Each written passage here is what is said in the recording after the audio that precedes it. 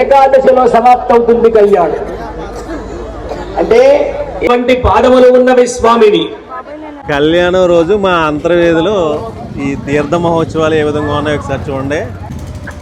రాధోత్సవం రేపు ఇక్కడే స్టార్ట్ అవుతుందండి. ఇక్కడ కూడా స్క్రీన్ ఏర్పాటు చేశారు, చూడొచ్చు మీరు. ఇక్కడ ఏదో నాటకం జరుగుతుంది. ఇటువంటి కార్యక్రమాలు మన చిన్నప్పుడు చూసేవాళ్ళం. బట్ ఇప్పుడు ఎక్కడ ఇలాంటి కార్యక్రమాలు ఎక్కడ చూడడానికి అవకాశం లేదు.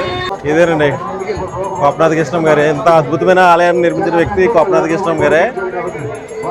ఆయన గజమాల ఒకసారి చూడొచ్చు.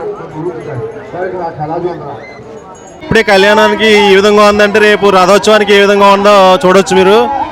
అసలు ఎక్కడ చూసినా జనసందోహం అన్నమాట. ఆయన్ని సేవిస్తూ ఉంటే ఆయన రక్షిస్తూనే ఉంటాడు. మరి ఇక్కడికి వచ్చినటువంటి భక్తుల చూడండి, దయచేసి అందరూ కూడా దాన్ని ముట్టుకోవద్దు. భద్రంగా స్వామి దగ్గరికి చేర్చవలసి ఉంది. ఇవన్నీ కూడా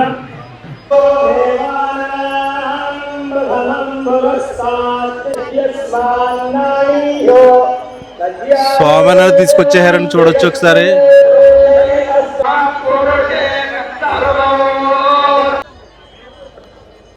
ఆంధ్రప్రదేశ్ తీర్థం వస్తే జీలు తప్పనిసరిగా కొనుక్కుని వెళ్తాం అన్నమాట చిన్నప్పుడు. ఈ జీలు తయారు చేయడం అంటే చాలా సరదాగా ఉంటుంది. చూడ ఆంధ్రప్రదేశ్ బీచ్ ఇలా ఉంటుందా నైట్ అని అనిపించేలా ఉందన్నమాట. చాలా అంటే చాలా బాగుంది. లైటింగ్ చూస్తే ఆంధ్రప్రదేశ్ ఇలా మారిపోయింది డబ్బా అని అనిపించేలా ఉందన్నమాట. అంత బాగుంది కదా. కర్రలు దాటి మనం లోపలికి వెళ్ళకూడదు, ప్రమాదాలు ఏ విధంగా జరగకుండా వీలుగా ఇలా కట్టారు. పౌర్ణమి స్నానాలు జరిగే ప్లేస్ మాట ఇదంతానే.